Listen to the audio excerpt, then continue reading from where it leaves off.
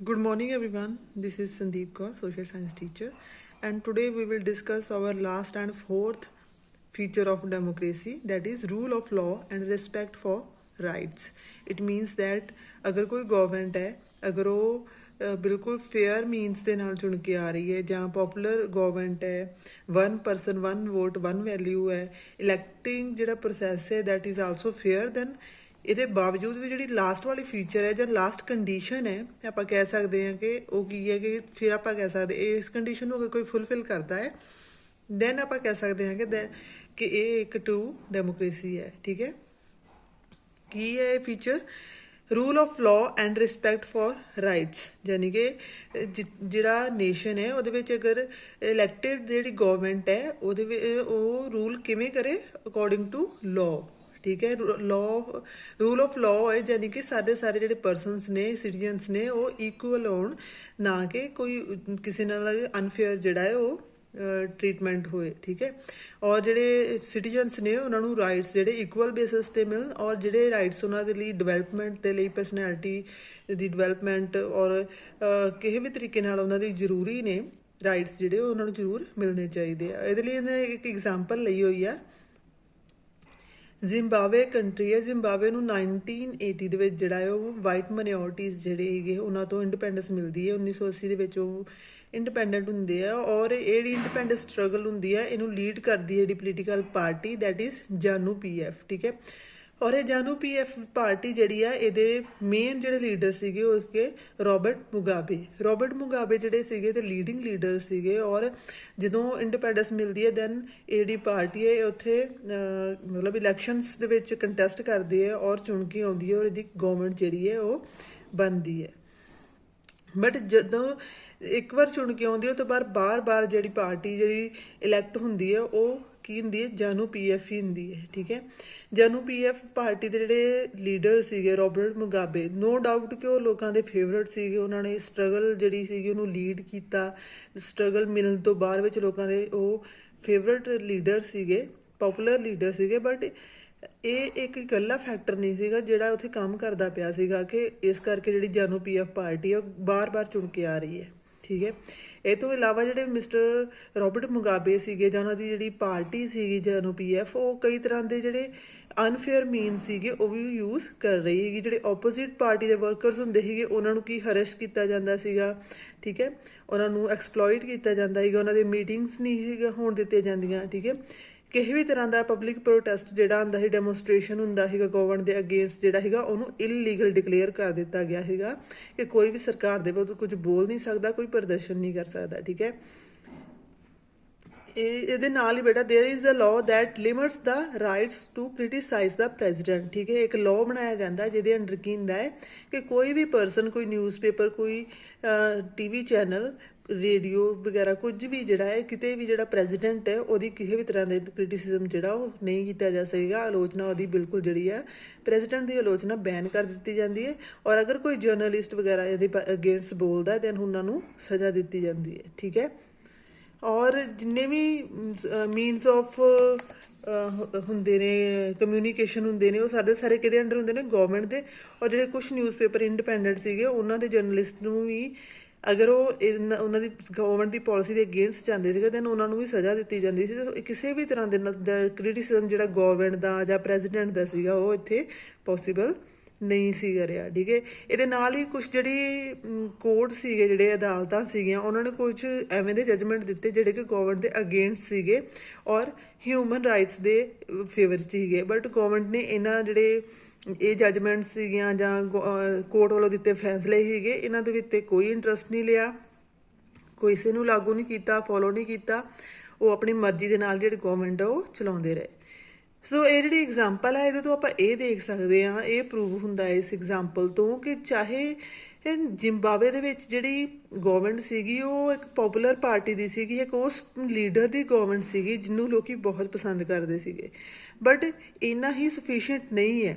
ਠੀਕ ਹੈ, ਸਿਰਫ ਇਸ ਬੇਸਿਸ 'ਤੇ ਆਪਾਂ ਇਹ ਨਹੀਂ ਕਹਿ ਸਕਦੇ ਕਿ ਇਹ ਇੱਕ ਡੈਮੋਕ੍ਰੇਟਿਕ ਗਵਰਨਮੈਂਟ ਹੈ ਕਿਉਂਕਿ ਇਹ ਉਸ ਲੀਡਰ ਦੀ ਗਵਰਨਮੈਂਟ ਹੈ ਜਿਹਨੇ ਸਟਰਗਲ ਮੂਵਮੈਂਟ ਨੂੰ ਲੀਡ ਕੀਤਾ ਜਾਂ ਜਿਹਨੂੰ ਲੋਕੀ ਪਸੰਦ ਕਰਦੇ ਸੀਗੇ, ਉਸ ਨੇਤਾ ਦੀ ਗਵਰਨਮੈਂਟ ਹੈ।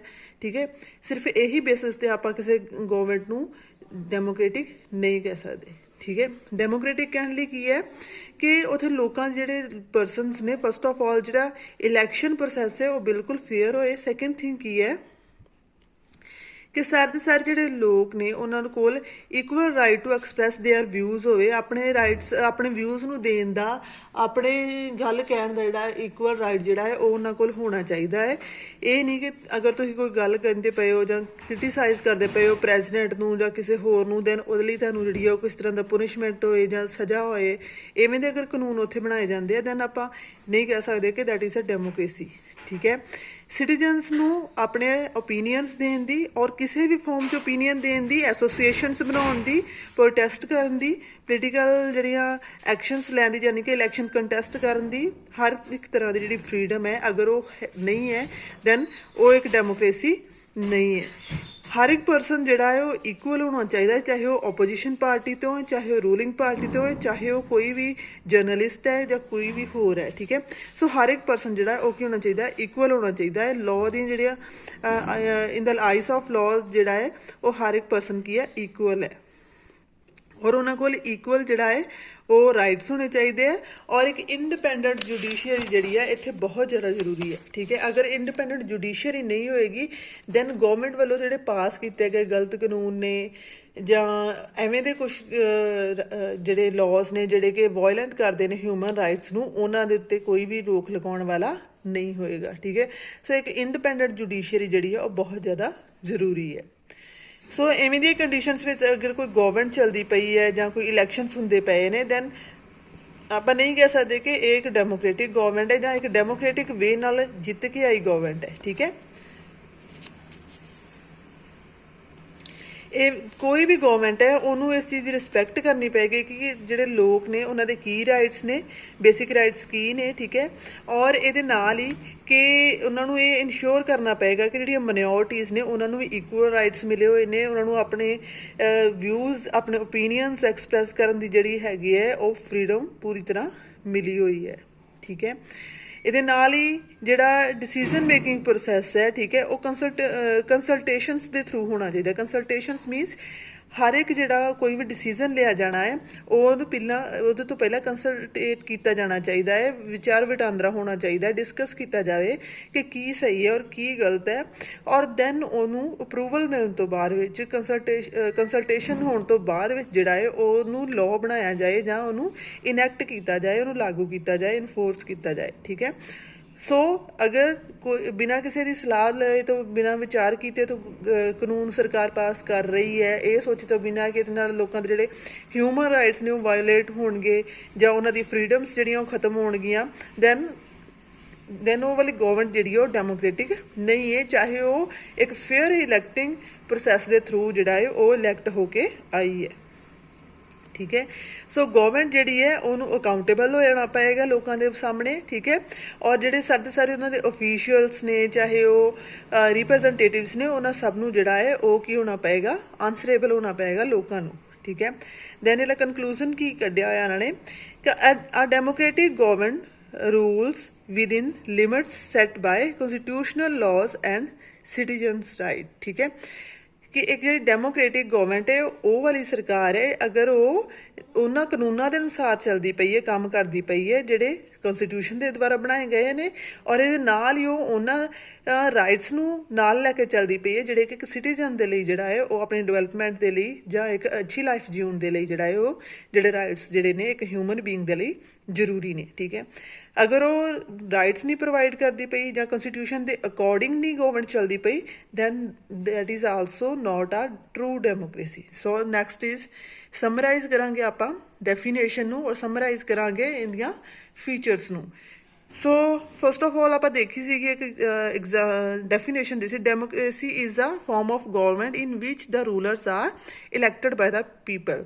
ਸੋ ਇਹ ਸਾਰੇ ਫੀਚਰਸ ਦੇਖਣ ਤੋਂ ਬਾਅਦ ਆਪਾਂ ਇਹੀ ਕਹਾਂਗੇ ਕਿ ਇਹ ਜਿਹੜੀ ਇੱਕ ਡੈਫੀਨੇਸ਼ਨ ਹੈ ਇਹ ਸਫੀਸ਼ੀਐਂਟ ਨਹੀਂ ਹੈ, ਪਰਫੈਕਟ ਨਹੀਂ ਹੈ, ਹਰ ਇੱਕ ਚੀਜ਼ ਨੂੰ ਐਕਸਪਲੇਨ ਨਹੀਂ ਕਰ ਰਹੀ। ਠੀਕ ਹੈ, ਇਹਦੇ ਲਈ ਇੱਕ ਸਿਰਫ ਇਹੀ ਮਤਲਬ ਇਹੀ ਸਿਰਫ ਇੰਪੋਰਟੈਂਟ ਨਹੀਂ ਹੈ ਕਿ ਜਿਹੜੇ ਰੂਲਰਸ ਨੇ ਉਹ ਇਲੈਕਟ ਹੋ ਕੇ ਆ ਰਹੇ ਨੇ, ਬਟ ਕਿ ਉਹਨਾਂ ਨੂੰ ਨੀਚੇ ਵਾਲੇ ਜਿਹੜੇ ਸਾਰੇ ਪੁਆਇੰਟਸ ਜਿਹੜੇ ਆਪਾਂ ਪਹਿਲਾਂ ਡਿਸਕਸ ਕਰ ਚੁੱਕੇ ਆ ਉਹ ਵੀ ਅਗਰ ਇਨਵੋਲਵ ਨੇ, ਇਹ ਸਾਰੀਆਂ ਚੀਜ਼ਾਂ, ਇਹ ਸਾਰੀਆਂ ਕੰਡੀਸ਼ਨਸ ਹੈਗੀਆਂ ਨੇ, ਦੈਨ ਉਹ ਇੱਕ ਟਰੂ ਡੈਮੋਕ੍ਰੇਸੀ ਹੈ। ਪਹਿਲੇ ਵੀ ਆਪਾਂ ਡਿਸਕਸ ਕੀਤਾ ਹੈ, ਫਿਰ ਇੱਕ ਵਾਰ ਆਪਾਂ ਕਰ ਲੈਂਦੇ ਹਾਂ। Rulers elected by the people take all the major decisions. ਇਹ ਨਹੀਂ ਕਿ ਜਿਹੜੇ ਰੂਲਰਸ ਇਲੈਕਟ ਹੋ ਕੇ ਆਏ ਨੇ ਉਹਨਾਂ ਨੂੰ ਕੋਈ ਡਿਸੀਜਨ ਲੈਣ ਦੀ ਪਾਵਰ ਹੀ ਨਾ ਹੋਵੇ, ਜਿਵੇਂ ਆਪਾਂ ਪਾਕਿਸਤਾਨ ਦੀ ਐਗਜ਼ਾਮਪਲ ਦੇਖੀ ਸੀ। ਸੈਕਿੰਡ ਹੈ ਕਿ ਇਲੈਕਸ਼ਨਸ ਜਿਹੜੇ ਨੇ ਉਹਨਾਂ ਵਿੱਚ ਜਿਹੜੀ ਤੁਹਾਡੇ ਕੋਲ ਫ੍ਰੀ ਐਂਡ ਫੇਅਰ ਜਿਹੜੀ ਚੋਇਸ ਤੇ ਓਪਰਚੁਨਿਟੀ ਹੋਣੀ ਚਾਹੀਦੀ ਹੈ। ਜਿਵੇਂ ਆਪਾਂ ਚਾਈਨਾ ਦੀ ਐਗਜ਼ਾਮਪਲ ਦੇਖੀ ਸੀਗੀ ਕਿ ਉੱਥੇ ਲੋਕਾਂ ਨੂੰ ਇੱਕ ਹੀ ਪਾਰਟੀ ਹੈ, ਕਮਿਊਨਿਸਟ ਪਾਰਟੀ ਆਫ ਚਾਈਨਾ ਹੈ, ਔਰ ਉਹਨਾਂ ਦੇ ਮੈਂਬਰਸ ਨੂੰ ਹੀ ਲੋਕਾਂ ਨੂੰ ਇਲੈਕਟ ਕਰਨਾ ਪਏਗਾ, ਉਹਨਾਂ ਕੋਲ ਕੋਈ ਚੋਇਸ ਨਹੀਂ ਹੈ, ਠੀਕ ਹੈ।